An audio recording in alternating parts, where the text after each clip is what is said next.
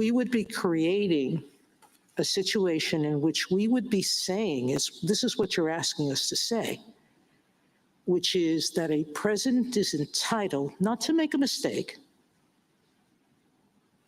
but more than that, a president is entitled for total personal gain to use the trappings of his office. That's what you're trying to get us to hold without facing criminal liability.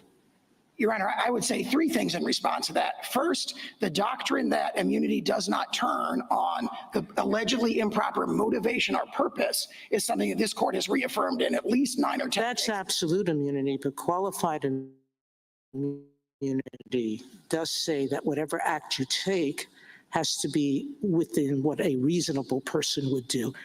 I'm having a hard time thinking that creating false documents, that submitting false documents, that ordering the assassination of a rival, that accepting a bribe, and countless other laws that could be broken for personal gain, that anyone would say that it would be reasonable for a president or any public official to do that.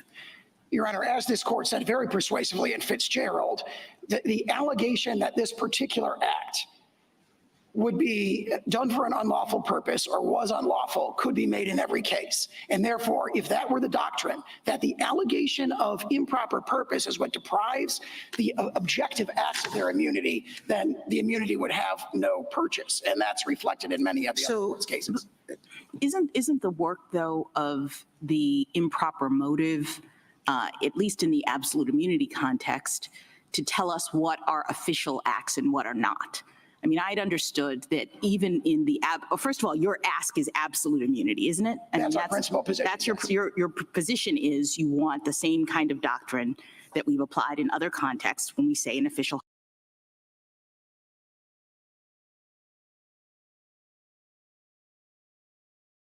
has absolute immunity. And my understanding is that when we say that, we mean for their official acts.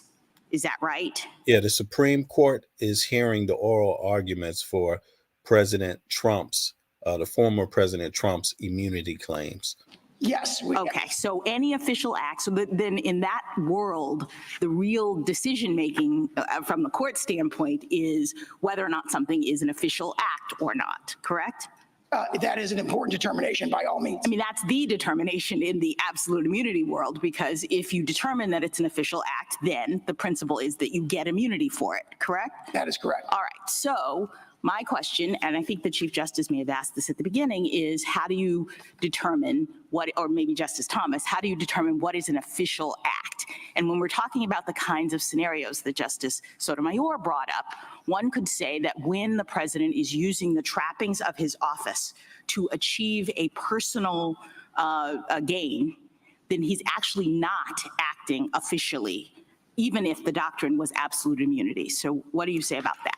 Two things in response to that. First, to the last point, that allegation that this was really motivated by an improper private purpose could be made in every single case. No, I understand that, but it would have to be made. I'm just trying to assess, even if we had the doctrine of absolute immunity, that same allegation and the facts related to it would come in because the person would be arguing that he was not acting in his official capacity. He wasn't doing something official. He was doing it personal, correct?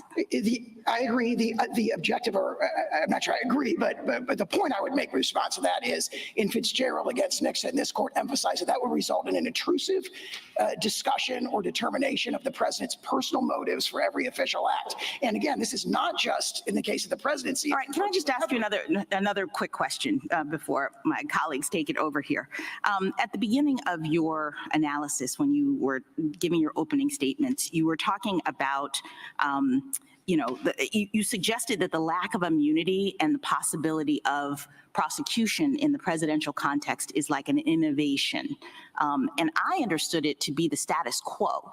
I mean, I understood that every president from the beginning of time, essentially, has understood that there was a threat of prosecution, if for no other reason than the Constitution suggests that they can be prosecuted after impeachment. that, the Office of Legal Counsel has said forever that presidents are amenable to a threat of prosecution, and they have continued to function and do their jobs and do all the things that presidents do. So it seems to me that you are asking now for a change in what the law is related to immunity.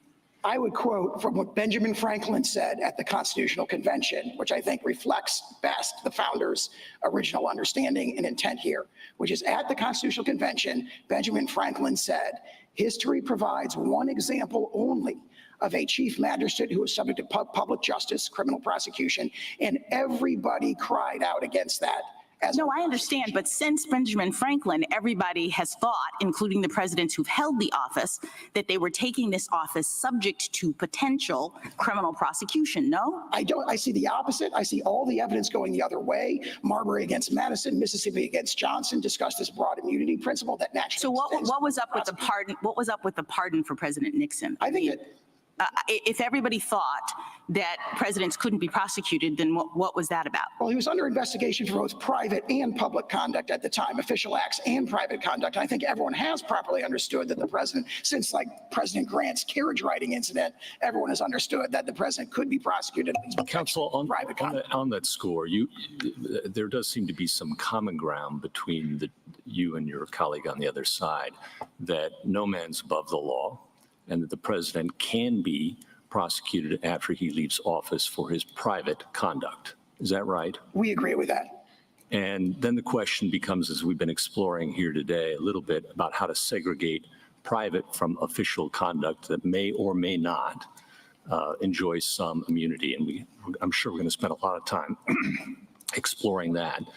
But the DC Circuit in Blazing Game, Chief Judge there, joined by the panel, expressed some views about how to segregate private conduct, for which no man is above the law, from official acts. Do you have any thoughts about the test that they came up with there? Yes, we think in the main that test, especially if it's understood through the lens of Judge Katsas' separate opinion, is a very persuasive test. It would be a great source for this court to rely on in drawing this line. And it emphasizes the breadth of that test. It talks about how actions that are, plausibly connected to the president's official duties are official acts. And it also emphasizes that if it's a close case or it appears there's considerations on the other side, that also should be treated as immune. Those are the aspects of that we'd emphasize as potentially guiding the court's discretion. And that left open in that case the possibility of further proceedings and trial.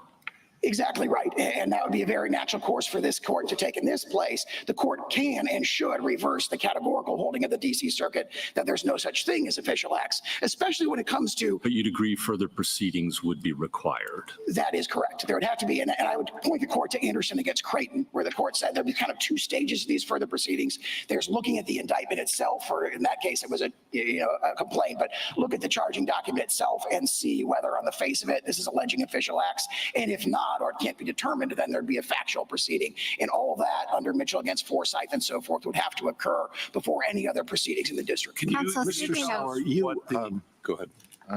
Mr. Sauer, you began by explaining why you believe that immunity from criminal prosecution is essential for the proper functioning of the presidency. But my question is whether the very robust form of immunity that you're advocating is really necessary in order to achieve that result. So just to take one possible alternative, suppose the rule were that a former president cannot be prosecuted for official acts unless no plausible justification could be imagined for what. It sounds to me like he wants Trump to be a king, or any president to just be a king. You're elected to be the president. That's a duty. That's a governmental. That's civic society. That you're a civil worker at that point. You're hired by the taxpayers to do what? Not follow the law. That wouldn't make any sense, But it sounds like this is what they're advocating for.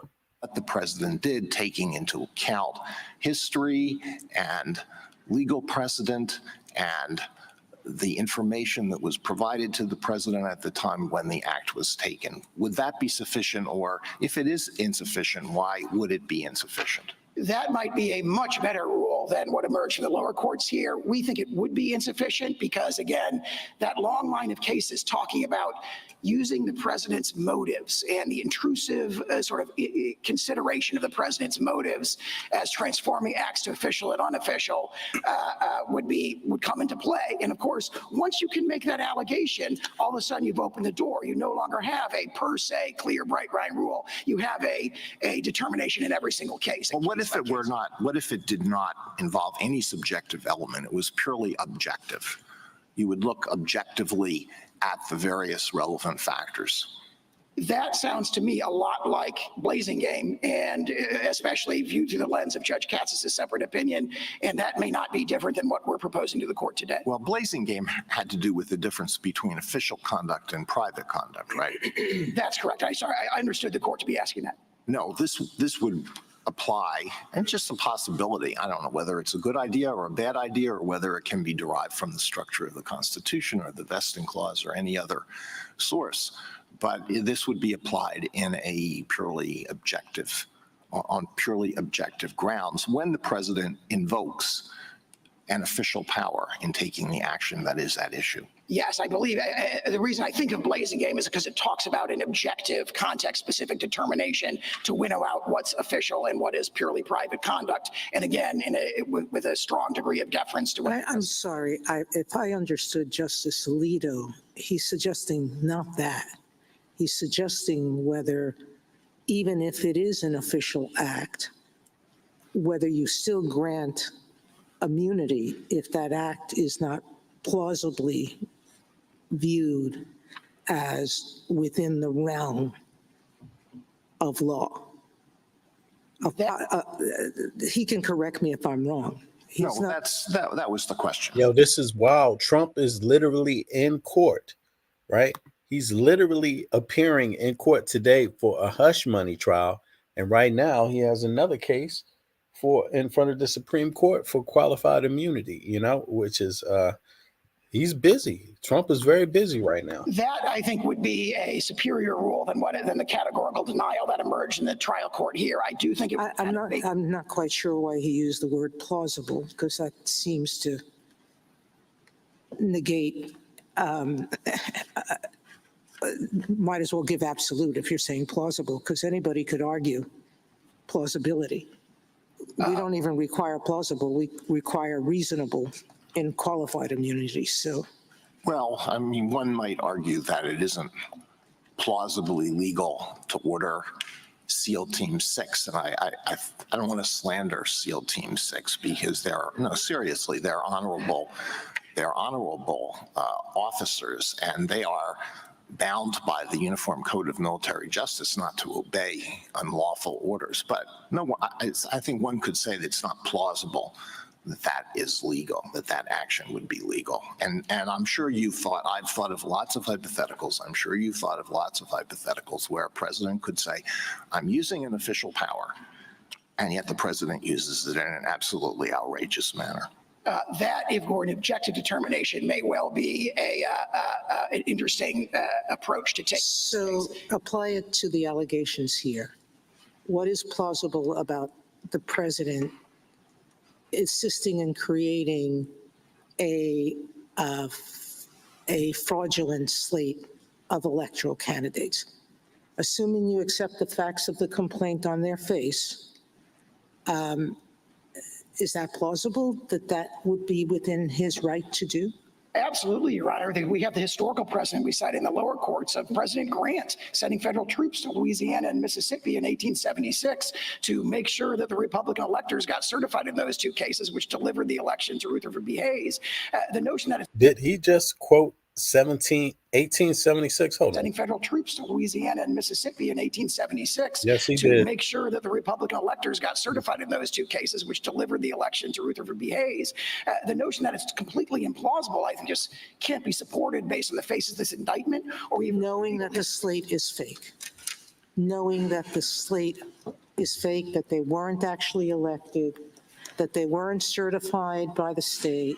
He knows all those things. The indictment itself alleges, I dispute that characterization. The indictment affixes the word label to the so-called fraudulent electors. It affixes the word fraudulent, but that's a complete mischaracterization. On the face of the indictment, it appears that there was no deceit about who had emerged from the relevant state conventions, and this was being done as an alternative basis. But I want to address a more higher level point, a fundamental point, which is that, as Justice Alito's question indicated, there's a whole series of structural checks other than criminal prosecution that are designed to deter these kind of, outlandish scenarios or extraordinarily obviously illegal things. And that's been viewed in this court's opinions going all the way back to at least Martin Where do you Monk. think the DC Circuit went wrong in how it determined what was official versus?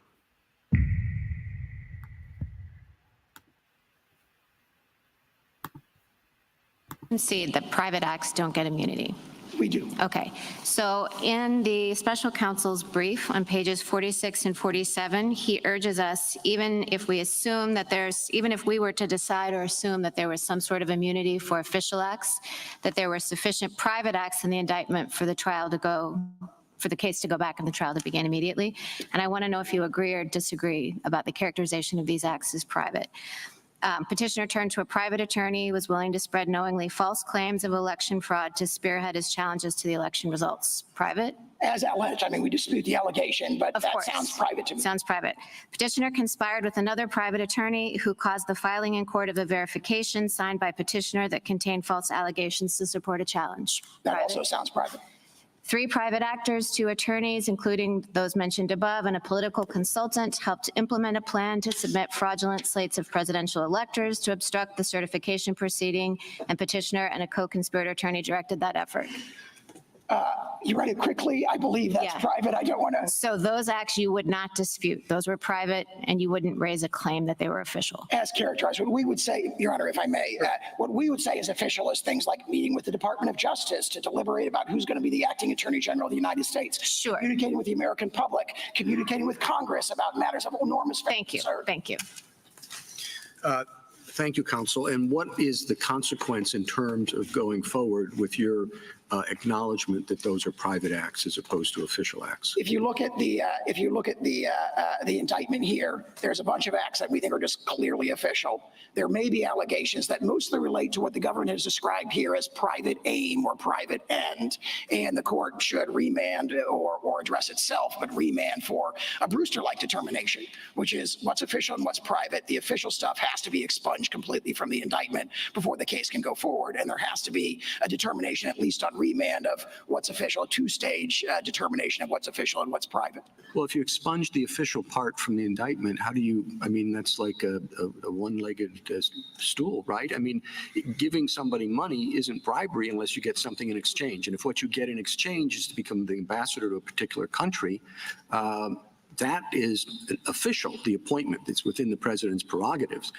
The unofficial part is I'm going to get $1 million for it.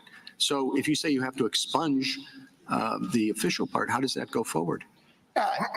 This particular indictment, where we say virtually all the overt conduct is official, we don't believe it would be able to go forward. There could be a case where it would, but if you look at even the government's brief in this case divides up the indictment into things that, other than the electors' allegations, don't really they haven't disputed that they are official acts, but what they do is say, well, we tie it all together by characterizing it as done, and these are the allegations that the court just referred to, by an improper private aim or private end. Again, that's their words, and that just runs loggerheads, dead set against this court's case law, saying you don't look at, with immunity determinations, the improper motivation or purpose. Thank you. Justice Thomas? Mr. Showery, in assessing the official acts of a president, do you differentiate between the president acting as president and the president acting as candidate? Yes, we do, and we don't dispute essentially the Blazingang discussion of that. Okay. But of course, that has to be done by objective determinations, not by looking at what was the purpose of what you did this. And that's the most important point there. Did you, in this litigation, challenge the appointment of The damn Supreme Court needs congressional reform. Because, apparently these folks have been getting away with taking hush money themselves or taking money under the table themselves. Special counsel. Not directly. We have done so in the Southern District of Florida case, and we totally agree with the analysis provided by Attorney General Meese and Attorney General Mukasey. And it points to a very important issue here, because one of their arguments is, of course, that, we should have this presumption of regularity. That runs into the reality that we have here an extraordinary prosecutorial power being exercised by someone who was never nominated by the president or confirmed by the Senate at any time. So we agree with that position. We hadn't raised it yet in this case when this case went up on appeal. Justice Alito? When you say that the official act should be expunged from the indictment, that in itself would not achieve very much unless evidence of those official acts were precluded at trial. So is that what you're saying, that the prosecution should not be permitted at trial to prove the official acts as part of the conspiracies that are alleged? Absolutely. And we think that's just the clear implications of Brewster and Johnson and their discussion in a very analogous context. Thank you. Justice Sotomayor? I'm a little bit confused by that. If you have a scheme to defraud, or a scheme to accept bribery, there's evidence from which you can infer that scheme, and one of it is that the appointment actually happened. It's an official act. You wouldn't expunge that as evidence. You would instruct the jury that there's no liability for the actual appointment, that the liability is for accepting the bribe. Similarly here, I don't think the indictment is charging that the obstruction occurred solely because of conversations with the Justice Department. They're saying you look at all of the private acts and you look in the context of some of the public acts, and you can infer the intent, the private intent from them. So I'm not sure that I understand why your problems couldn't be taken care of at trial with an instruction, if the court were to find, I'm not even sure how they could, but if it were to find that some public acts could not be the basis of criminal liability. I think the best thing I can say to that is, and I think this ties into the Chief Justice's question about a one-legged stool, Brewster and Johnson and subsequent cases like Heltowski versus Meaner essentially say that this is a one-legged stool problem. It will be difficult for some of these prosecutions to proceed, and that is the implications of official immunity, which is dictated in the Constitution here by the executive vesting clause. Justice Kagan? Can I continue on in Justice Barrett's vein a little bit and ask you about How do you all feel about this? I mean, do you all trust any president, any person, not even just the president, but would you trust any elected official with that kind of power, with just complete immunity? Just the fact that they were the president, or just the fact that they were a sitting elected official, would mean that any crime they do while sitting on that post would give them immunity. I mean, I believe that's what they're arguing here, like that the president can't be charged for crimes, basically.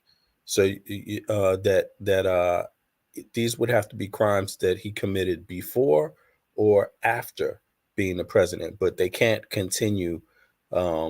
If they continue while he's the president, they can't be prosecuted for some other reason. Even though it's a crime, it could also be some confusion about the job titles, the roles. I mean, is that what's going on here? Sounds to me like this is pretty much what they're arguing.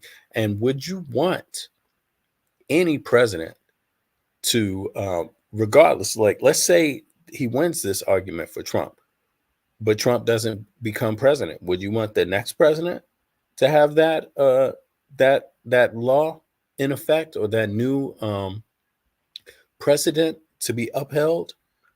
some of the allegations of the indictment and whether they're official acts or not in your view? So the defendant signed. That's what I'm saying. Look, I'm hearing two different things I'm hearing a lot of Americans saying they don't trust the government, but I'm hearing a lot of them that say they don't trust the government to want Trump to get immunity for some reason. I'm not getting it. Like, I don't see it. To me, I think that it's already leaning on having so much power, being the president of the United States. Now, of course, you have to follow the law, but you are still the most powerful person on earth. Do you need any more advantage? I mean, I don't get it, Verification affirming false election fraud allegations made on his behalf and a lawsuit filed in his name against the Georgia governor. I don't think we've disputed that that's official. I'm sorry, that is unofficial. That's unofficial. Same for the defendant called the chairwoman of the Republican National Committee, asked her to gather electors in targeted states, falsely represented to her that such electors' votes would be used only if ongoing litigation in one of the states changed the results in the defendant's favor. We have taken the position that that is official. That's official? Yes. Why would that be official? Because the organization of alternate slates of electors is based on, for example, the historical example of President Grant is something that was done pursuant to and ancillary and preparatory to the exercise of the core recommendation clause power. So when President Trump couldn't he have taken this action just in the status of a candidate? The fact that he could have done so doesn't demonstrate that he did do so in this case. And based on the allegations, we think it's clear he did not, that this was done in an official capacity. The defendant asked the Arizona House Speaker to call the legislature into session to hold a hearing based on their claims of election fraud. Absolutely an official act for the president to communicate with state officials on a matter of enormous federal interest and concern, attempting to defend the integrity of a federal election, to communicate with state officials and urge them to view what he views as their job under state law and federal law. That's an official act. Well, attempting to defend the integrity of the election, I mean, that's the defense. The allegation is that he was attempting to overthrow an election. Essentially, exactly right. And neither allegation of what the purpose is should make a difference as to whether it's immune. That is extremely strong precedent from this court. Does it strike you as odd that your understanding of immunity goes way beyond what OLC has ever claimed for a former president?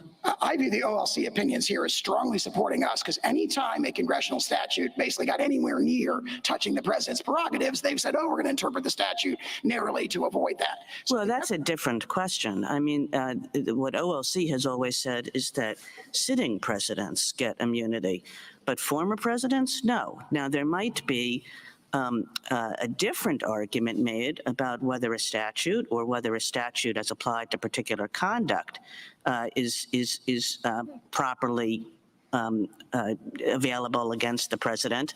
But that's a very different argument than the immunity claim that you are making here, which OLC. You absolutely right about that, Andrea. I see you have a great memory. has definitively not supported. I don't know if I put it that way. I don't recall an opinion directly addressing it, but more fundamental to us, Your Honor, is in fact the language of cases like Marbury and statements like made by Benjamin Franklin at the Constitutional Convention, statements of George Washington talking about the massive risk of factional strife and how that could destroy the republic and erect a new government on the ruins of public liberty. That's what we rely on principally here. I cite the OLC opinions because, of course, what you see there is a very strong trend that if there's any statute that might trench in any way on the president's prerogatives, which they interpret it to avoid that.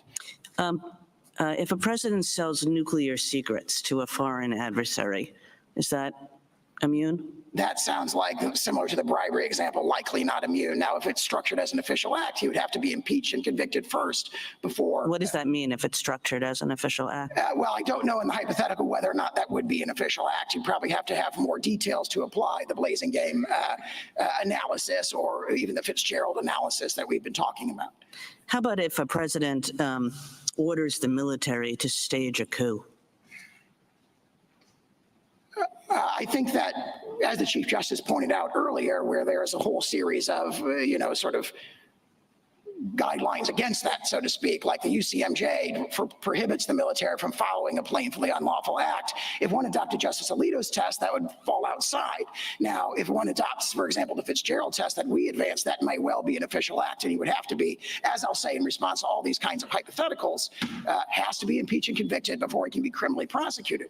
But I emphasize to the court that— Well, he's gone. Let's say this president who ordered the military to stay. That's crazy. His arguments are crazy, like impeached and convicted. Do you know? I mean, look, this is ridiculous. Stage a coup. Wasn't Trump impeached anyway? Like, this man is arguing for a person that had been impeached already to have qualified immunity. He's no longer president. He wasn't impeached. He couldn't be impeached. But he ordered the military to stage a coup, and you're saying that's an official act. I think it would depend. That's immune. I think it would depend on the circumstances whether it was an official act. If it were an official act, again, he would have to be impeached. Well, what does that mean, depend on the circumstances? He was the president. He is the commander in chief. He talks to his generals all the time, and he told the generals, I don't feel like leaving office. I want to stage a coup. Is that immune? If it's an official act, there needs to be impeachment and conviction beforehand, because the framers viewed that kind of If it's very an low official risk. act, is it an official act? If it's an official act, it's impeachment. Is it an official act? On the way you've described that hypothetical, it could well be. I just don't know. You'd have to, again, it's a fact-specific, context-specific determination. That answer sounds to me as though it's like, yeah, under my test, it's an official act, but that sure sounds bad, doesn't it? Well, it certainly sounds very bad, and that's why the framers have a whole series of structural checks that have successfully, for the last 234 years, prevented that very kind What's of up, Jay? extreme hypothetical. And that is the wisdom of the framers. What they viewed as the risk that needed to be guarded against was not the notion that the president might escape, a criminal prosecution for something, sort of very, very unlikely in these unlikely scenarios. They viewed much more likely and much more destructive to the republic, the risk of factional strife discussed by George Washington. Framers did not put an immunity clause into the Constitution. They knew how to. There were immunity clauses in some state constitutions. They knew how to give legislative immunity. They didn't provide immunity to the president. And, not so surprising, they were reacting against a monarch who claimed to be above the law. Wasn't the whole point that the president was not a monarch and the president was not supposed to be above the law? I would say two things in response to that. Immunity, they did put an immunity clause in a sense. They put in the executive vesting clause, which was originally understood to adopt a broad immunity principle that's set forth in the very broad language of Marbury against Madison.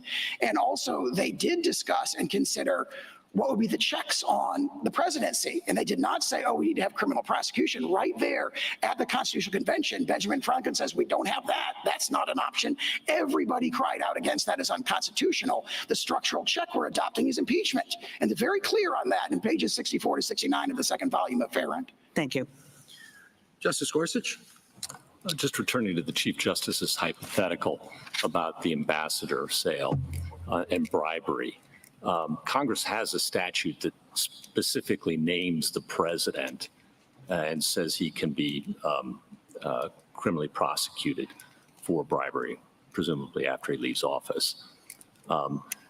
Outside the core areas that Justice Kavanaugh was talking about, when Congress speaks clearly, couldn't a statute like that, Congress provide a statute like that would allow all manner of evidence to come in to prove the case?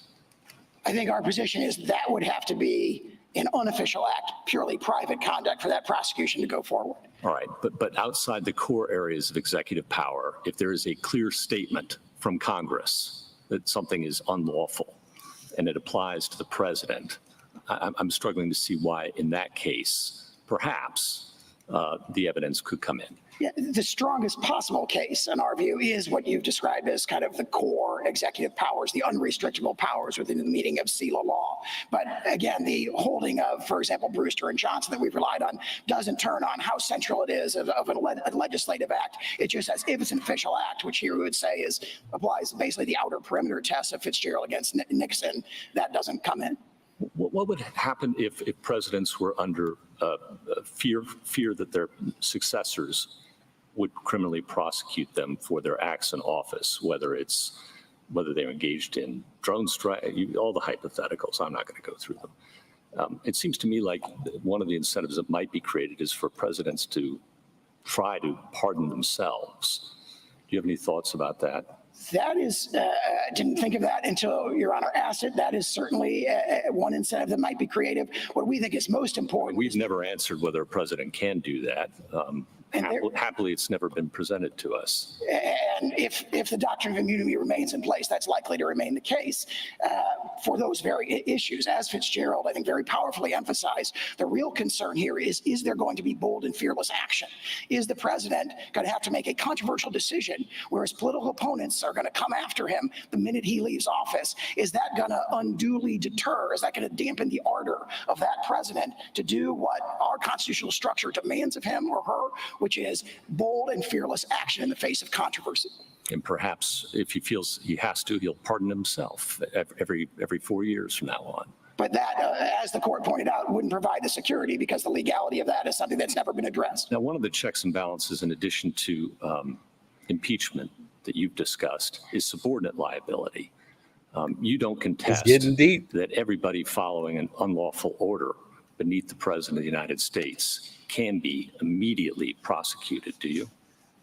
I'm sorry, if the court is asking whether they If could the be. president gives an unlawful order, call in the troops, all the examples we've heard, every subordinate beneath him faces criminal prosecution, don't they? That is what Gouverneur Morris said explicitly at the Constitutional Convention, that his coadjutators could be prosecuted. There is an important caveat because, of course, there would have to be a statute that would govern that for them to be prosecuted. Oh, we've got lots of statutes. The criminal law books are replete. But, I mean, do you agree, is that one check that's available? Absolutely. And again, the only caveat that I was making is if that statute was doing what Marbury says you can't do, which is going after the subordinates to restrict, for example, a core executive function, the Franklin Clear Statement Rule might be triggered, and you might not be able to go after that president. So I don't think Congress can say, well, we can't go after the president directly, but we're going to criminalize the way that the president speaks to Congress under the exercise of the recommendations clause, and therefore we're going to put in a criminal statute that says if you provide false information to Congress in carrying out the president's recommendation powers, you can be immediately prosecuted. That would at least be a very difficult question. But the fundamental point of drawing that distinction between the president himself and his coadjutators, in the word of Gouverneur Morris of the Constitutional Convention, is an excellent distinction. Justice Kavanaugh? Just follow up on the OLC opinions question. As you read them, and I think I read them, they articulate a clear statement rule as to this court's cases for covering official acts. And your point, I think, but I just want to underscore this, is that none of the statutes alleged here or cited here have a clear statement covering the president, therefore meaning that the president can't be charged for any official acts under these statutes. That's absolutely correct. They're extended way beyond. I mean, Now, that's separate from the question what's official versus what's personal, but for that bucket that is official, there's no clear statement, period. That's right. And as to purely private conduct, we don't think the clear statement rule would be invoked. But as to official acts, these statutes, the ones charged in the indictment, are just way far afield from purporting to criminalize in clear terms the president's official acts. And then just to clarify this, the president's not above the law, the president's not a king. The founders thought that. I think your point in response to that is the president is subject to prosecution for all personal acts, just like every other American for personal acts. The question is acts taken in an official capacity. That's correct. And even those, of course, if there was an impeachment and conviction, could be prosecuted on our view. And we'd emphasize the whole series of structural checks in addition to that, which deter those and have successfully deterred presidential misfeasance for 234 years. Then on the source of immunity, it's not explicit in the Constitution, but also executive privilege is not explicit in the Constitution. I'm sorry to cut this, but it seems to me like some of the arguments are a little like that he's making are a little disingenuous. Like, for example, what prompted this was the fact that they discussed it already. Trump made a phone call to an Atlanta or to Georgia, to some county in a state in the U.S. to get them to recount the ballots, either to stop counting, recounting, do something, right? Now, isn't that out of the, I mean, why should the president be doing that? There's so many other subordinates along the way. There's the Justice Department, right? There's the Department of Elections, right?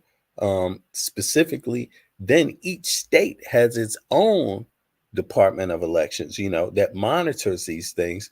I mean, how come none of those subordinates said, we need to recount this?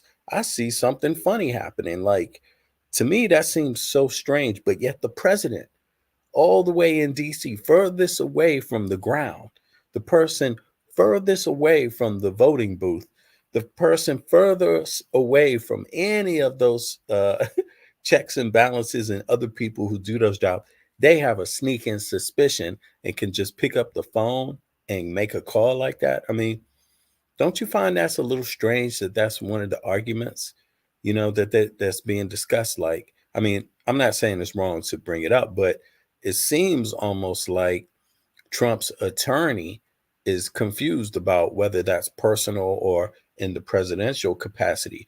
What do you think? Do you think that call was under the president's capacity, like an official call from the president of the United States, an official order?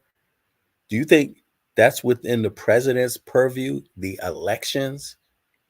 I mean, is that what you think? Or do you think, since he was running for office, that was probably a personal call, an abuse of power, something that you cannot get qualified immunity for because it's not an official act as a president. It was not to secure the election. It was to interfere with the election because the man thought he was losing. I mean, to me, it just astounds me because it shows me how much money, how much money matters to the United States Supreme Court, matters to the Justice Department, matters to the law. Like, you can do anything you want, make any argument you want. It could be the most absurd argument that makes no sense. And somehow this man got the Supreme Court's attention. He got a sit down with the Supreme Court, the highest court in the land, to listen to these types of arguments be made. I mean, to me, this sounds like the U.S. Supreme Court is in trouble because these are the exact type of, I don't know. I mean, yeah, I guess maybe they have to hear it, but I just can't see what is, I'm not hearing anything here. I'm hearing a big nothing ball. And the fact that they could have the hearing to hear it, it seems like they could have weeded all of this out before they even granted the hearing. But Constitution, yet in the United States versus Nixon, the court unanimously said that the Article 2 executive power in the Constitution encompassed executive privilege, and the same principle presumably would apply to executive immunity being encompassed within that executive power as historically understood. That's absolutely correct. And there's a very telling passage in Free Enterprise Fund where this court talked about how there's a letter from James Madison to Thomas Jefferson at the time of the founding where Madison said, hey, as the removal power, they did not expressly take this away. So the 1789 Congress understood that it was left in place. So if the original understanding of the executive vesting clause is broad enough to encompass that, it would have to be expressly taken away, which is the opposite of the presumption that they're advancing here. And then lastly, I think you've acknowledged in response to others' questions that some of the acts in the indictment are private, and your view is that some are official. Is it your position then that that analysis of which is which should be undertaken in the first instance by the DC Circuit or the district court? Most likely the district court under the logic of Anderson. Thank you. Justice Barrett? So, Mr. Sauer, you've argued that the impeachment clause suggests or requires impeachment to be a gateway to criminal prosecution, right? Yes, I think that's the plain meaning of that second phrase in the clause. Okay, so there are many other people who are subject to impeachment, including the 9 sitting on this bench. And I don't think anyone has ever suggested that impeachment would have to be the gateway to criminal prosecution for any of the many other officers subject to impeachment. So why is the president different when the impeachment clause doesn't say so. Someone very important has made the opposite suggestion as to the president himself, which is Solicitor General Bork, which is reaffirmed in the OLC opinions on this, where Solicitor General Bork in 1973, as to the issue of the vice president, reviewed the historical materials, and he said the sequence is mandatory only as to the president. That is DOJ's view of the original understanding of the impeachment judgment clause, which is exactly our position. The sequence is mandatory only as to the president. Keep in mind that the criminal prosecution of a president prior to impeachment contradicts, in our view, the plain language of the Constitution, but also hundreds of years of history. And what DOJ admits is the framers' intent. And so we say that that practice, whatever its validity, should not be extended to this novel context where it clashes with the constitutional What if the structure. criminal conduct isn't discovered until after the president is out of office? So there was no opportunity for impeachment. We say the framers assumed the risk of under enforcement by adopting these very structural checks. As Justice Scalia said in Morrison against Olson, the separation of powers prevents us from righting every wrong, but it does so that we do not lose liberty. Okay, and the special counsel makes a point that I think Damn, is you hear that? You hear that right there? I don't like how that sounds. We do not lose liberty powers, these very structural checks. As Justice Scalia said in Morrison against Olson, the separation of powers prevents us from righting every wrong, but it does so that we do not lose liberty. Okay, and the special counsel makes Damn, it sounds like he's abusing that one right there. But okay. a point that I think is a pretty compelling one. You admit that if the president were successfully impeached, that he could be criminally prosecuted after impeachment, right? Assuming the prosecution was for the same conduct of which he was convicted, not impeached, he must be convicted. That word conviction is right there in the clause. Okay, granted. But you also say that these criminal statutes, unless they explicitly mention the president, don't apply to him. So how can you say that he would be subject to prosecution after impeachment while at the same time saying that he's exempt from these He won his cake and to eat it too. criminal statutes? Well, there are statutes, as they concede, where Congress has purported A to do few, so. 2 or 3. They haven't done a comprehensive review. I think it looks like all they did was text search for president in 18 U.S. code. Again, under Franklin, that's a very telling indication that the word president is not in the statute. Isn't necessarily a magic word requirement, so to speak. But more fundamentally than that, they concede there are statutes that exist. In addition to that, much impeachment could occur as a result of private conduct. So the impeachment judgment clause does do significant work by authorizing the subsequent prosecution of a president there, because what the framers, if you look at what they're discussing in the thing, or in the Constitutional Convention, is principally concerns about private conduct, which of course we concede are not immune. Okay, so just to pick up Justice Kagan's example of a president who orders a coup, let's imagine that he is impeached and convicted for ordering that coup, and let's just accept for the sake of argument your position that that was official conduct. You're saying that he couldn't be prosecuted for that even after conviction in an impeachment proceeding if there was not a statute that expressly referenced the president and made it criminal for the president. There would have to be a statute that made a clear statement that Congress purported to regulate the president's conduct. Okay, thank you. Justice Jackson? So I think I now understand better your position. In your discussions with Justice Kavanaugh, it became clear that you are saying that for the private acts of a president, there's no immunity, but for the official acts of the president, there is immunity. Is that your position? I agree with that. All right. So one thing that occurs to me is that this sort of difficult line drawing problem that we're having with all of these hypotheticals. How do you define what an official act is by a sitting president versus what a private act is by a sitting president? Is this a private act or a public act, is being necessitated by that assumption. Because of course, if official acts didn't get absolute immunity, then it wouldn't matter. We wouldn't have to identify which are private and which are public, correct? That, in fact, is the approach of the D.C. Circuit. There's no determination that needs to be Right, made. but I'm just making, so to the extent we're worried about, like, how do we figure out whether it's private or public, we have to understand that we're only doing that because of an underlying assumption that the public acts get immunity. So let me explore that assumption. Why is it, as a matter of theory, and I'm hoping you can sort of zoom way out here, that the president would not be required to follow the law when he is performing his official acts? Everyone else everyone else. There are lots of folks who have very high-powered jobs, who make a That's lot a of good consequential question. decisions, and they do so against the backdrop of potential criminal prosecution if they should break the That's an law excellent in that question. capacity. And we understand and we know, as a matter of fact, that the President of the United States has the best lawyers in the world.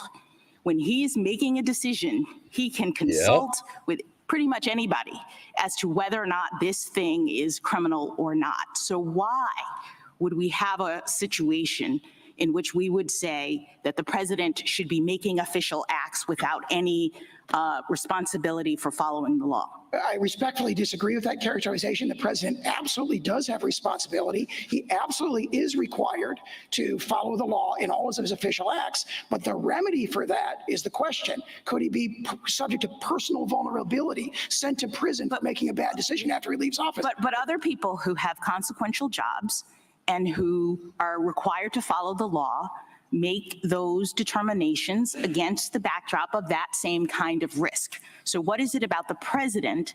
I mean, I've heard you say it's because the president what's has to different? be able to act boldly, make kind of consequences. Remember, we're dealing with separate but equal branches of government. So why should it just be for the executive branch, the president? Consequential decisions. I mean, sure, but again, there are lots of people who have to make life and death kinds of decisions, and yet they still have to follow the law. And if they don't, they could be sent to prison, et cetera, et cetera. So I say two things in response to that, Yes. both from Fitzgerald. That's the very sort of inference or reasoning that this court rejected in Fitzgerald. no, but let me just, Fitzgerald was a civil situation in which the president actually was in a different position than other people because of the nature of his job, the high profile nature, and the fact that he touches so many different things. When you're talking about private civil liability, anybody on the street can sue him. We could see that the president was sort of different than the ordinary person when you say, should he be immune from civil liability from anybody who wants to sue him? But when we're talking about criminal liability, I don't understand how the president stands in any different position with respect to the need to follow the law as he is doing his job than anyone else. He is required to follow the law. And what But he's Fitzgerald not said is if that there's no criminal prosecution. If there's no threat of criminal prosecution, what prevents the president from just doing whatever he wants? If they let this man walk out of there and grant him what he wants, what he's asking for Trump, it makes no sense at all. It would be something that is irrational, makes no sense whatsoever, defies all the checks and balances in place. I mean, she's asking a perfect question right here, and he can't answer it. all the structural checks that are identified in Fitzgerald. Keep in mind, we're talking about separate but equal branches of law. So why should it be different for the president? Why should it be different? Everyone else has a job to do, has to follow the law. And if they break the law while doing that job, they're subjected to criminal penalties. Why should the executive branch be any different? Is that separate but equal? Is it? I mean, whole series of this court's cases that go back to Martin against Mott, for example, impeachment, oversight by Congress, public oversight. There's a long series that Fitzgerald directly addresses this in the civil context, and we think I'm not sure. I'm not sure that's much of a backstop. And what I'm, I guess, more worried about. You seem to be worried about the president being chilled. I think that we would have a really significant opposite problem if the president wasn't chilled. If someone with those kinds of powers, the most powerful person in the world, with the greatest amount of authority, could go into office knowing that there would be no potential penalty for committing crimes. I'm trying to understand what the disincentive is from turning the Oval Office into, the seat of criminal activity in this country. I don't think there's any allegation of that in this case. And what George Washington said is, what Benjamin Franklin said is, we view the prosecution of a chief executive as something that everybody cried out against as unconstitutional. And what George Washington said. And you know what? It's really starting to annoy me. This man keeps making reference to 100 and 200 years ago to cite precedents when these people had slaves.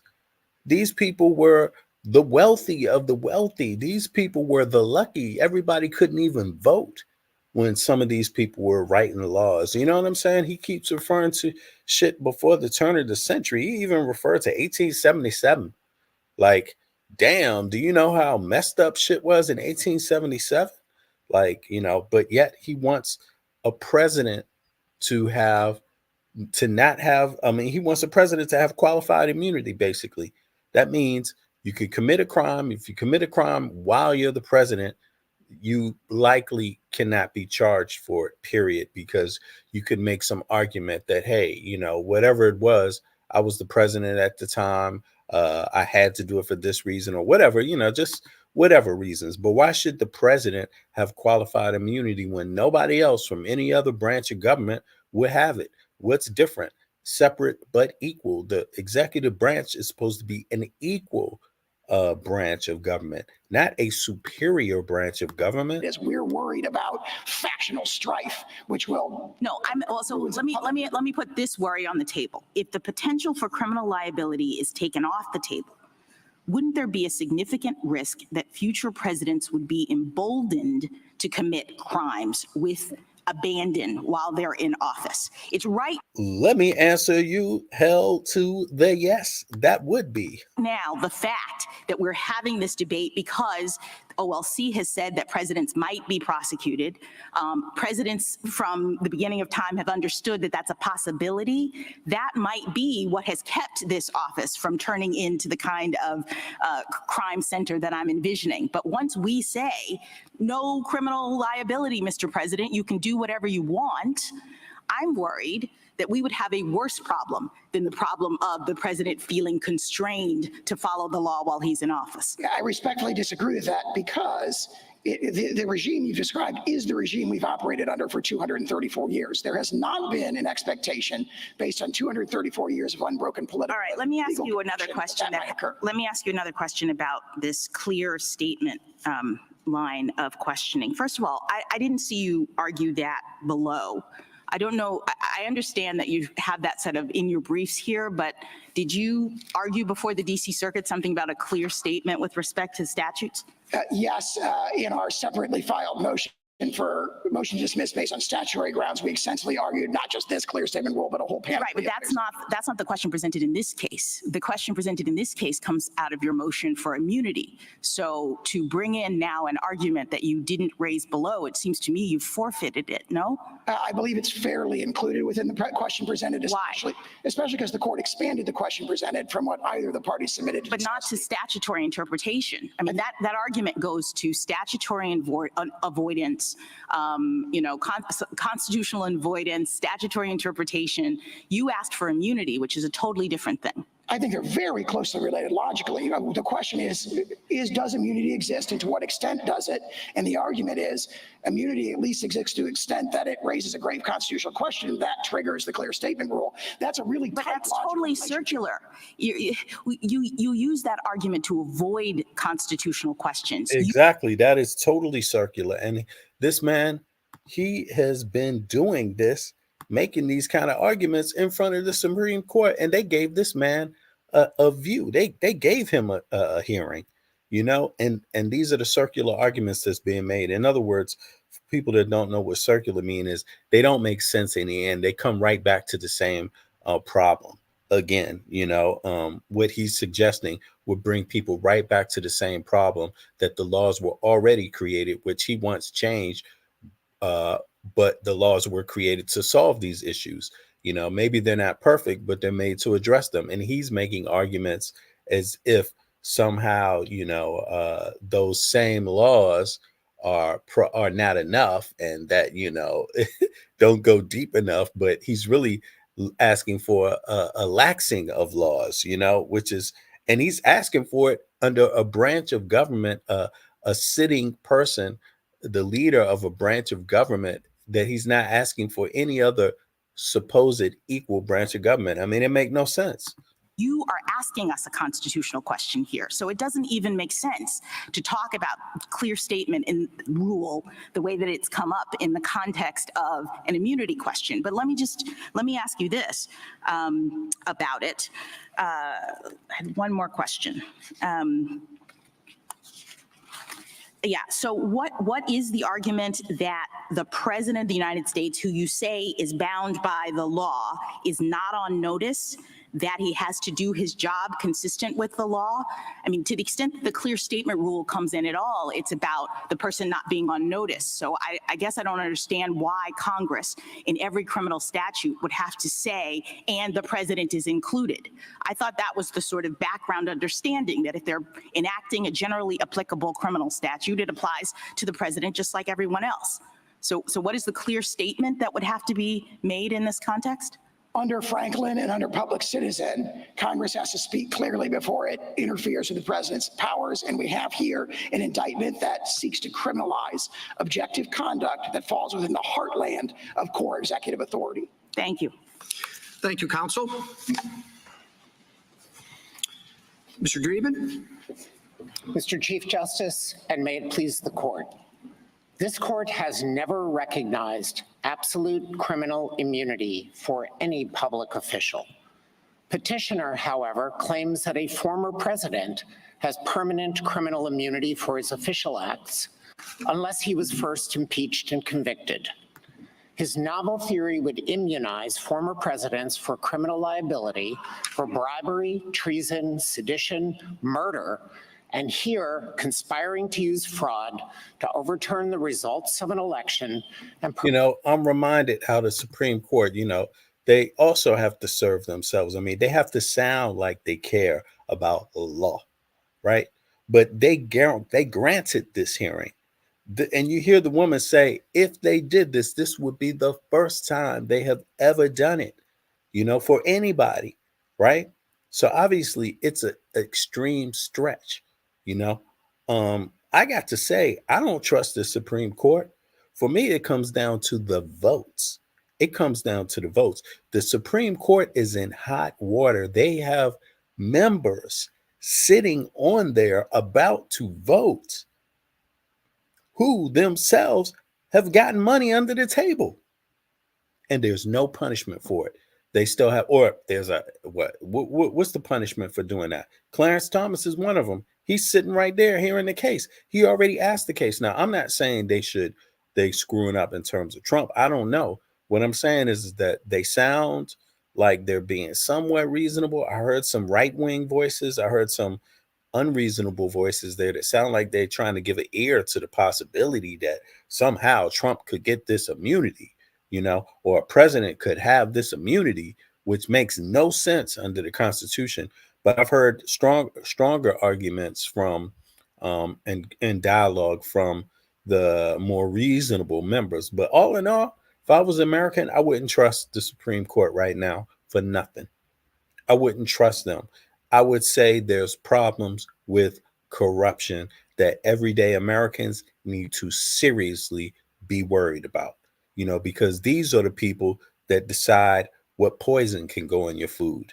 You see what I mean? If it goes to court, you see, really. Perpetuate himself in power. Such presidential immunity has no foundation in the Constitution. The framers knew too well the dangers of a king who could do no wrong. They therefore devised a system to check abuses of power, especially the use of official power for private gain. Here, the executive branch is enforcing congressional statutes and seeking accountability for petitioners' alleged misuse of official power to subvert democracy. That is a compelling public interest. In response, petitioner raises concerns about potential abuses, but established legal safeguards provide layers of protections, with the Article III courts providing the ultimate check. The existing system is a carefully balanced framework. It protects the president. As a matter of fact, I would like to hear the Supreme Court talk about, is it fair for any descendant of slavery in America to even be paying taxes? I would like to hear their voice on this. I mean, when is something like that, since Trump can get up there and talk about he got immunity as the president, qualified immunity, well then shit. What's up? Well, when's the Supreme Court going to chime in on reparations? Let's hear their view on it.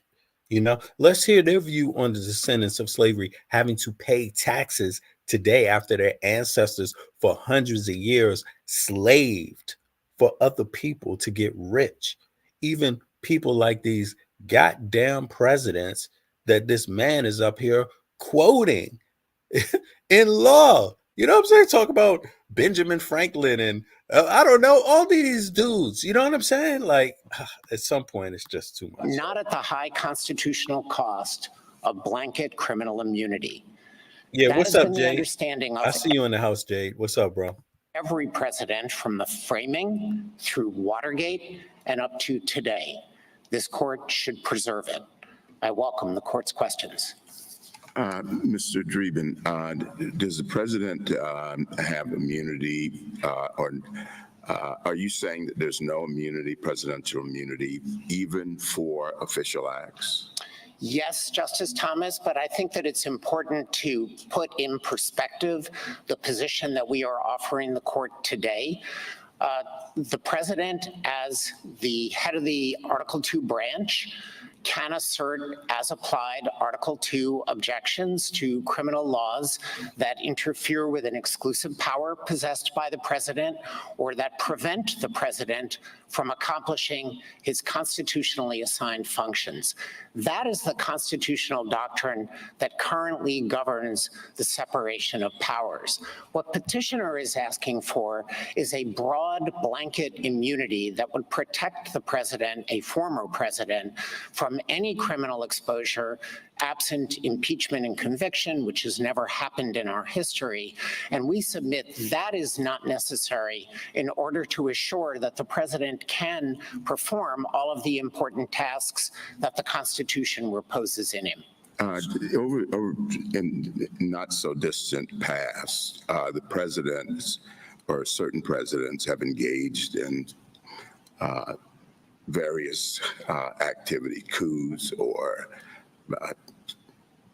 operations like Operation Mongoose when I was a teenager, and yet there were no prosecutions. Yes. Why? If what you're saying is right, it would seem that that would have been ripe for criminal prosecution of someone. So, Justice Thomas, I think this is a central question. The reason why there have not been prior criminal prosecutions is that there were not crimes. And I want to explain why there are layers of safeguards that assure that former presidents do not have to lightly assume criminal liability for any of their official acts. At the outset, there is a statutory construction principle that is applicable here.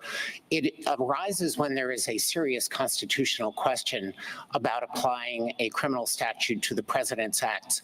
It is not, and I'm sure that we will discuss this, that no statute can apply to the president in his official capacity absent a designation of the president in it. But there is a principle that if there is a serious constitutional question, courts will strive to construe the statute so that it does not apply to the president.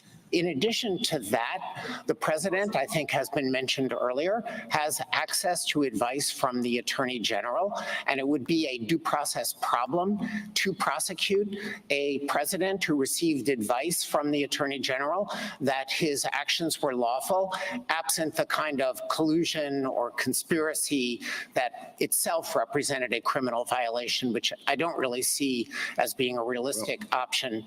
And then if I could say one more thing, because you raised the question about potential overseas taking of life. And the Office of Legal Counsel has addressed this quite specifically. There is a background principle of criminal law called the public authority exception to liability, and it is read into federal law unless Congress takes specific action to oust it, which it never has done as far as I am aware. And in a case in which the president sought to engage in overseas activity that would result in the taking of life, OLC did not say the federal murder statute doesn't apply. That would be the thrust of my friend's argument on clear statement. Instead, OLC went through an extensive analysis on why the public authority defense would prevent it from being considered a violation of law to go after a terrorist, for example. Well, so The Court of Appeals below, whose decision we're reviewing, said, quote, "A former president can be prosecuted for his official acts because the fact of the prosecution means that the former president has allegedly acted in defiance of the laws." Do you agree with that statement? Well, I think it sounds tautologically true, but I want to underscore that What the hell does chronologically true mean? obligation of a pair that the laws are faithfully executed. Well, I think it sounds tautologically true as well. And that, I think, is the clearest statement of the court's holding, which is why it concerns me. As I read it, it says simply, a former president can be prosecuted because he's being prosecuted. Well, I would not suggest that that's either the proper approach in this case or certainly not the government's approach. A prosecution does, of course, invoke federal criminal law. The allegations have to be presented to a grand jury, which votes upon the indictment. Well, that's what I mean, shortly after that statement in the court, that court's opinion, that's what they said. But there's no reason to worry because the prosecutor will act in good faith. And there's no reason to worry because a grand jury will have returned the indictment. Now, you know how easy it is in many cases for a prosecutor to get a grand jury to bring an indictment, and reliance on the good faith of the prosecutor may not be enough in some cases. I'm not suggesting here. So if it's tautological, and those are the only protections that the Court of Appeals below gave, and that is no longer your position, you're not defending that position, why shouldn't we either send it back to the Court of Appeals or issue an opinion making clear that that's not the law? Well, I am defending the Court of Appeals judgment, and I do think that there are layered safeguards that the court can take into account that will ameliorate concerns about unduly chilling presidential conduct. That concerns us. We are not endorsing a regime that we think would expose former presidents to criminal prosecution in bad faith, for political animus, without adequate evidence. A politically driven prosecution would violate the Constitution under Waite versus United States. It's not something within the arsenal of prosecutors to do. Prosecutors take an oath, the Attorney General takes an oath. So well, I don't want to overstate Your Honor's concern with potentially relying solely on good faith, but that's an ingredient. And then the courts stand ready to adjudicate motions based on selective prosecution, political animus. This court relied on those very protections in the Vance case just 2 years ago. But what concerns me is, as you know, the Court of Appeals did not get into a focused consideration of what acts we're talking about or what documents we're talking about because of its adoption of what you termed, and I agree quite correctly, as a tautological statement, because the fact of prosecution was enough to take away any official immunity. The fact of prosecution, they had no need to look at what courts normally look at when you're talking about a privilege or immunity question. Well, I think I would take issue, Mr. Chief Justice, with the idea of taking away immunity. There is no immunity that is in the Constitution unless this court creates it today. There certainly is no textual immunity. Yep. We do not submit that that's the end of the story. United States versus Nixon wasn't. Are y'all hearing this? You see, I mean, it is really that this is what I'm saying. They actually took the hearing. This court, this Supreme Court, I'm saying this one because it's this particular judges sitting on the Supreme Court. They actually decided to hear this case in the first place. I would be scared. I mean, people should be scared. I'm an American citizen myself. I'm scared because this seems like they are doing the bidding of wealthy people, straight up, like straight up. Anybody who's versed in the Constitution, anyone who is versed in the Constitution knows that there are separate but equal branches of government. So how the hell could you give a president qualified immunity or any immunity without giving a member, a person in another branch of government immunity too? That makes no difference. And the sister Katanja Jones, is that her name? She's a newly elected, let me see here.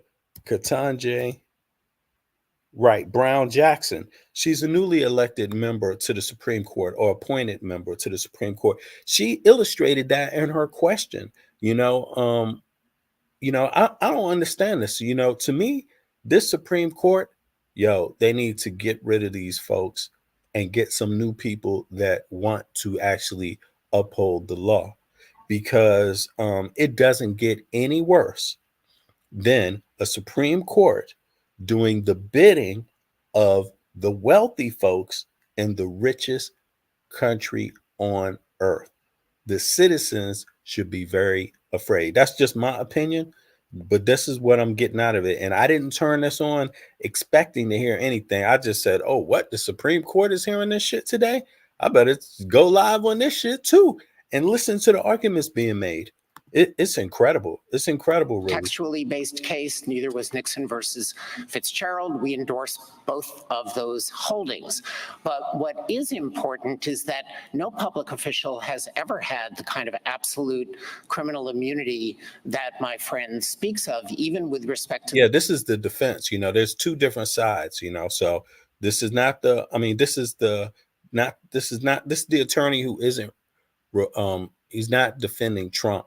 He's defending, he's going against I guess it's the government or the New York, was it the DC state of Court of Appeals, I believe? I think so. But in any case, here we go. The speech or debate clause, it's very narrow. It's focused on legislative acts. It's not focused on everything that a congressman does.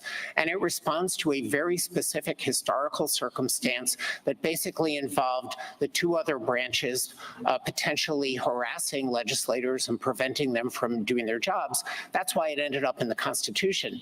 Nothing like that ended up in the Constitution for the presidents. And that's because one of the chief concerns of the framers was the risk of presidential misconduct. They labored over this.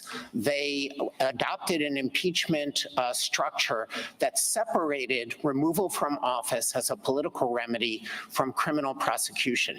This departed from the British model. The British model was you get impeached and criminally prosecuted and convicted in the same proceeding. The framers did not want that.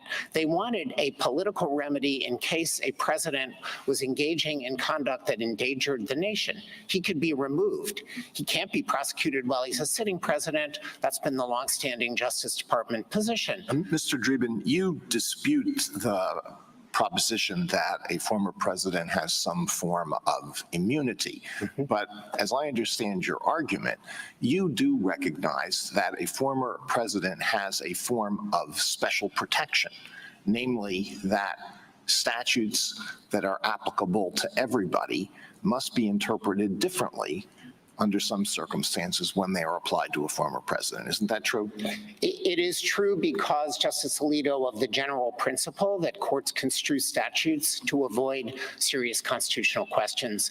And that has been the longstanding practice of the Office of Legal Counsel in the Department of Justice. All right, so this is more, I think, than just a quarrel about terminology, whether what the former president gets is some form of immunity or some form of special protection, because it involves this difference, which I'm sure you're very well aware of. If it's just a form of special protection, in other words, statutes will be interpreted differently as applied to a former president, then that is something that has to be litigated at trial. The former president can make a motion to dismiss and may cite OLC opinions, and the district court may say, well, that's fine. I'm not bound by OLC, and I interpret it differently, so let's go to trial.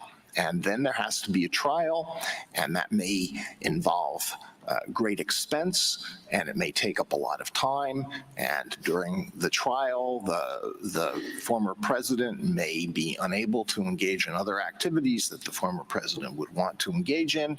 And then the outcome is dependent on the jury, the instructions to the jury, and how the jury returns a verdict, and then it has to be taken up. How are you going to have a constitution? You could talk about bringing this to all the juries you want to. How do you get over the fact that you have branches that are separate and equal, and you're trying to give the head executive of one branch immunity? How do you come to terms with that without it affecting the other branches of government? I mean, it's ridiculous, but they're having this conversation on appeal. So the protection is greatly diluted. It sounds like, oh, hold on, this is not the last judge speaking. Sorry, hold on. You take the form, if it takes the form that you have proposed. Now, why is that better? It's better because it's more balanced. The blanket immunity that petitioner is arguing for just means that criminal prosecution is off the table. That he's talking about when he says the petitioner is arguing for, he's talking about Trump's attorney there in the Supreme Court today making a claim to that. That's why they have this hearing, to find out if it's worth a trial or not. Unless he says that impeachment and conviction have occurred. Those are political remedies that are extremely difficult to achieve in a case where the misconduct occurs close to the end of a president's term. Congress is unlikely to crank up the machinery to do it. And if the impeachment trial has to occur after the president has left office, there's an open question about whether that can happen at all. So you're arguing against most far-reaching aspects of Mr. Sauer's argument, right? That is correct. And let me turn then to why. Well, what about, to unpack it a little more, do you agree that there's some aspects of Article II presidential power that are exclusive and that Congress cannot regulate and therefore cannot criminalize? Absolutely. Okay. For other official acts that the president may take that are not within that exclusive power. I was just about to say, this sounds like the rapey guy talking now. Assume for the sake of argument, this question, that there's not blanket immunity for those official acts, but that to preserve the separation of powers, to provide fair notice, to make sure Congress has thought about this, that Congress has to speak clearly to criminalize official acts of the president by a specific reference. That seems to be what the OLC opinions suggest. I know you have a little bit of a disagreement with that, and what this court's cases also suggest. So, Justice Kavanaugh, I'd like to take all of those in turn, because I don't think this court's cases speak that broadly.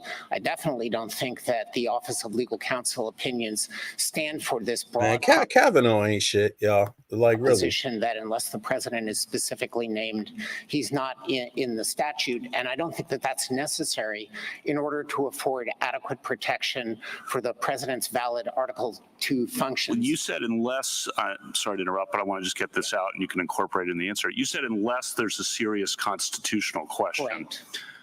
Well, it's a serious constitutional question whether a statute can be applied to the president's official acts. So wouldn't you always interpret the statute not to apply to the president, even under your formulation, unless Congress had spoken with some clarity? I don't think across the board that a serious constitutional question exists on applying any criminal statute to the president. The problem is the vague obstruction and 371, conspiracy to defraud the United States, can be used against a lot of presidential activities historically with an creative prosecutor who wants to go after a president. He's sounding real ambiguous, Kavanaugh is. Well, let me try to backtrack a little bit. That's what we're talking about historically, is the risk. Look, you hear that? This is they lining people up. The Supreme Court, the right wingers, they are lining up the American public to be robbed. Like, seriously, this is troubling. If you listen between the words, I mean, first of all, who the hell is Kavanaugh? You know what I'm saying? But then when you listen to his particular language, he has something in common with a lot of them. They keep talking about historically. Historically means slave owners. That's what they're talking about, literally. 1 or 2 or 3 events way back when, long ago, before the country was the most powerful country on earth, before when in those good old days where you could be a slave. Yes, and your children and their children and their children could be by law. He's talking about those people that lived, you know, and he's comparing that to the law today. When he talks about the Constitution clearly states 3 separate but equal branches of government. So you can't give immunity to one without giving it to another. But this, it's going to create a roller coaster, a rollerball effect. What do they call that? Yeah, that act is going to be used to move on. I mean, it's clear that they simply are opening up the door for presidential misconduct. It's not just about Trump, but why are they doing this? You know, why are they even hearing the case? I mean, the case was already taken care of in the district courts. Now it's being appealed. It's comes this far to the Supreme Court, you know, and they want to hear it again in the Supreme. They want to actually have this be tried out.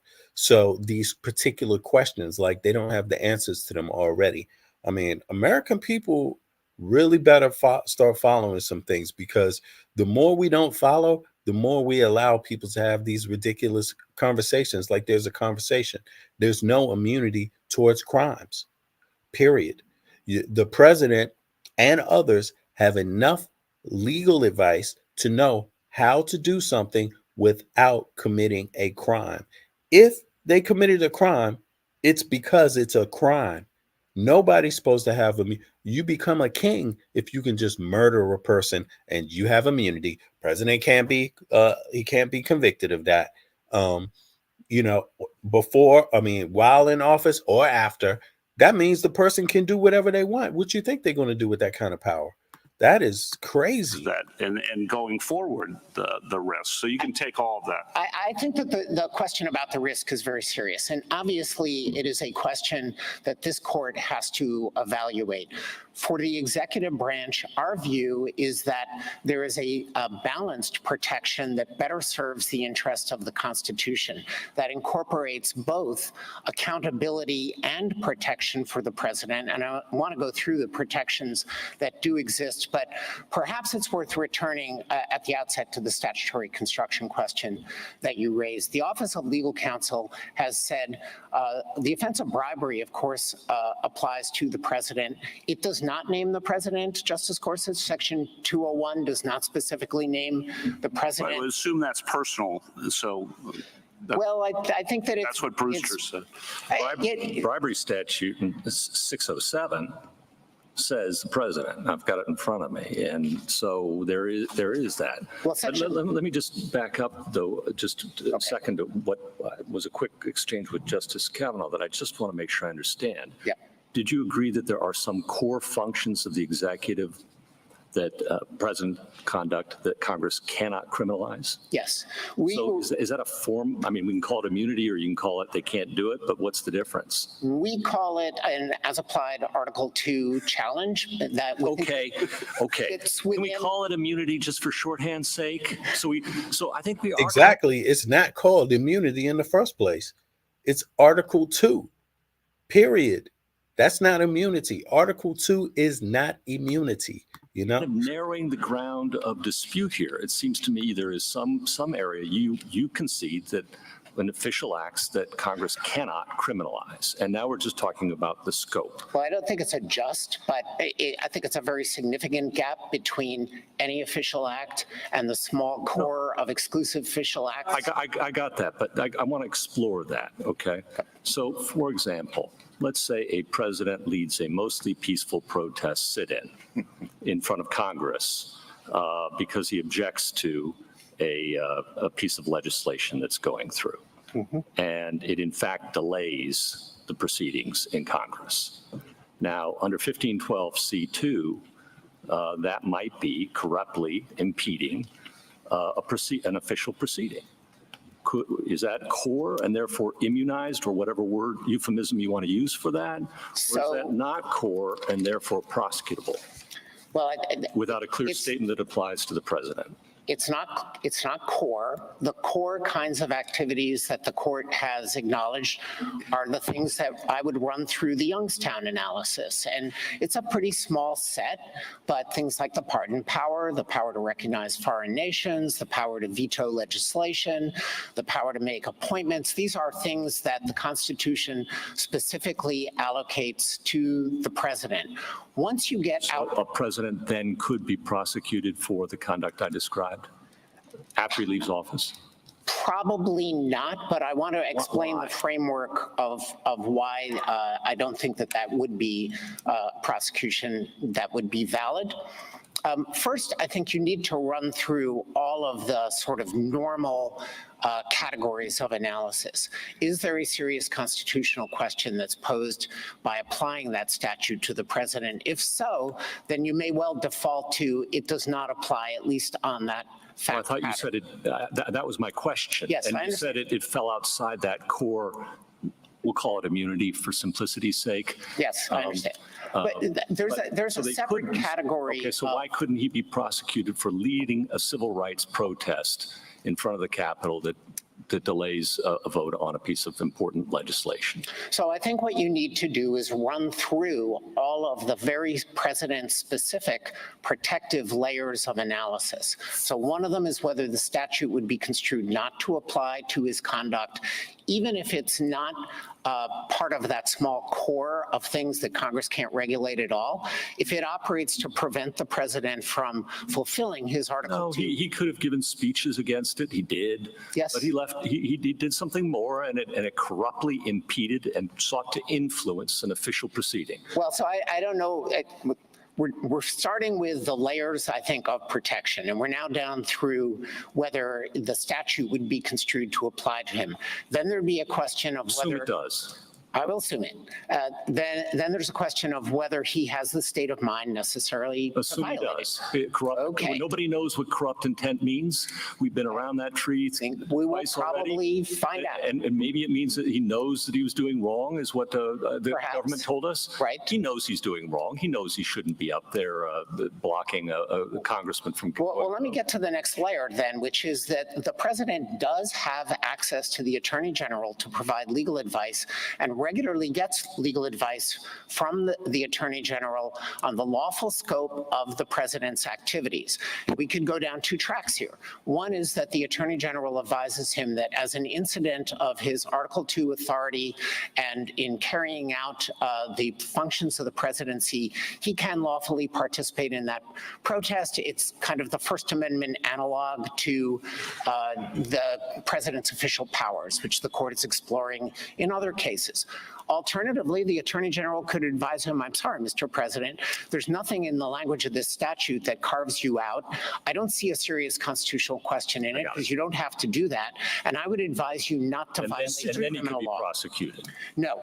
No, if he gets a negative opinion from the attorney general, he still couldn't be prosecuted? I would assume that most presidents are not going to take Well, but if he gets one and does it anyway, then he could be prosecuted. Well, so then if we are down at that level, I think what we are really asking is whether the president is subject to the criminal law. And our answer is yes, he is subject to the criminal law. Mr. Dreeben, can we go back to the bribery statute? I, like you, understand that the only thing that is covered by that is the president is barred from soliciting or receiving funds in any room or building in the United States. That is correct. And it's an extremely official building. It's a very limited Yes. mention of the And it president. really, I think, So as I understand this, there's two very limited provisions mentioning the president as included. That's right. There's a whole number of provisions that exclude the president, many, many, many more that exclude the president, correct? It's a kind of small number on both sides of the Now, fence, Justice Barrett made the point that if we say a president can't be included in a criminal law unless explicitly named, then that would bar the Senate from impeaching him for high crimes or misdemeanor, because that means that he's not subject to the law at all, correct? So I think. That's a tautology you can't escape. Just Sotomayor, what I think that Justice Barrett was saying, and we would agree with it, is that under my friend's position, after impeachment, he could be prosecuted. But under his statutory construction approach, there'd be nothing to prosecute him for. Exactly, that's the point, which is if he's not covered by the criminal law, he can't be impeached for it. Yes. For violating it. All right. Now, could we go further on this clear statement rule? The situations, and you mentioned it earlier, in which we have looked to see if the president is covered is contextual, correct? Correct. And what are the factors that generally we'll look at? I'm thinking specifically about whether the APA covers the president. Correct. And what we did there was analyze what powers were being given to in the lawsuit and et cetera. We looked at words, we looked at structure, we looked at separation of powers issues relating to our case law that said you can't direct the president to do anything, and this would have been a subterfuge for that, correct? All correct. All right. So I don't know why two of my colleagues, how they would fashion a clear statement rule that would say, when the law says any person can't accept the bribe, that permits the president to do it. So I agree, Justice Sotomayor, that the way that this court has interpreted statutes that do carve out the president, Justice Kavanaugh asked about this, was very context specific. The Franklin case basically involved a holding that we are highly unlikely to say that the president is an agency, something that the government said would be a peculiar understanding of agency, when the effect of it would be that we would review the president's decisions under statutes for abuse of discretion, which is a very extraordinary thing to do. I think even going back to Marbury, this is perhaps a point on which I agree with my friend. Marbury says discretionary acts of the president are not the kind of thing that the court reviews. All right, could I go back to your brief and going back to what some of my colleagues have asked you? There appears to be some narrowing Look at this. principles. You see this, right? You see this, right? The U.S. Constitution establishes 3 separate but equal branches of government. This is the White House own stuff. The legislative branch makes the law. That's the Congress and the Senate. The executive branch enforces the law, that's the president, and the judicial branch interprets the law. So how the hell is the enforcer of the law going to be given immunity? How is that possible? How does that not just break up separate but equal? You know, let me go find what article that is anyway. Concept that the president is subject to all criminal laws in all situations. Correct. You agree that if it affects core powers, then he would not be subject to any laws that attempted to limit those core powers, That is correct? You're defining core powers as those specified by Article 2. That is essentially correct, yes. All right. And the only words in the Constitution is that have to do with the president and law is that he shall take care that the law be faithfully executed, correct? That is right. Hard to imagine that a president who breaks the law is faithfully executing the law, correct? Are y'all listening to me? Are y'all listening to me? I'm telling you, listen, this knowing your Constitution, knowing how the government is structured, knowing how it works, how these separate but equal branches work, right? Listen, this is something everybody should understand by the time they're in the 10th grade. Like, seriously, maybe actually the 8th grade, to be honest with you. When you're coming out of, middle school, elementary school, whatever the hell they call junior high school, you should know this stuff because that's how simple it is. They're discussing it right here. I don't have no background in law. I don't have any, I don't have a master's degree, but I know this stuff just because I pay attention to it. I follow it. I listen. I reads it. I reads the Constitution, y'all. I'm reading this shit. This is exactly what the woman is saying. How can you have a president that breaks the law enforce the law? It says it right here. The U.S. Constitution establishes 3 separate but equal branches of the government. The legislative branch makes the law. The executive branch enforces, that's the president, enforces the law. And the judicial branch interprets it. Now, she just said it. How you going to have a president that breaks the law enforce the law? Y'all, it's as simple as that. But yet they're hearing this case, and this is exactly the crux of this case. They're asking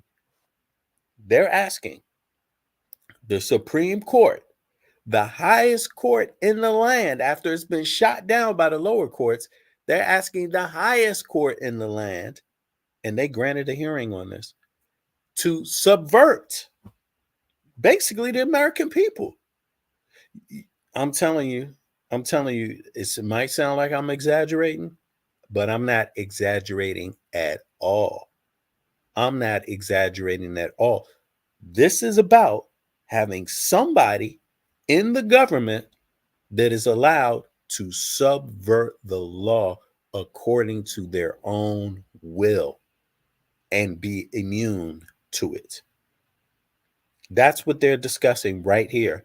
Do you know how instantly insane your life will become if they did something like that? It's over.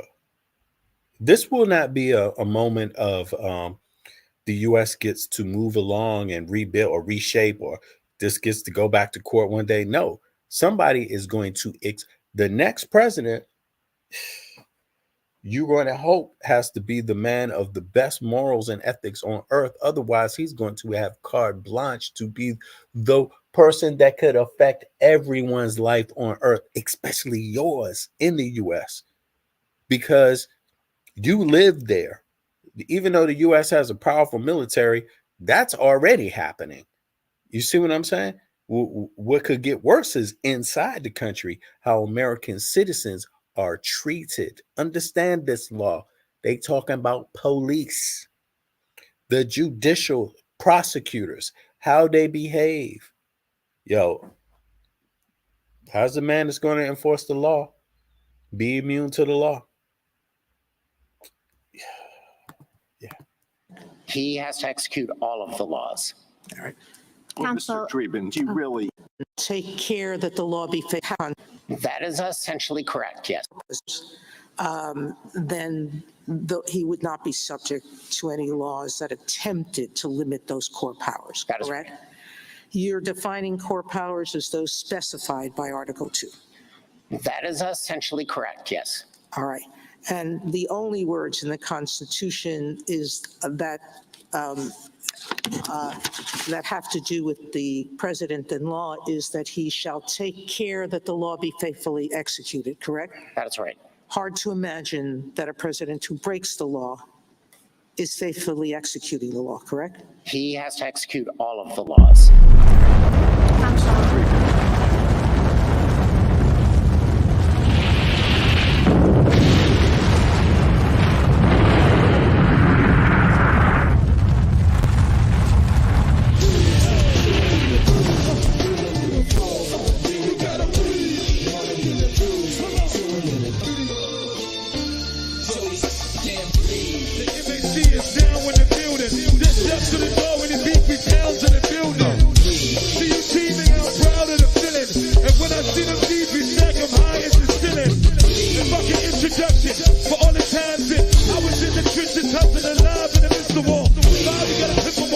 Peace, y'all.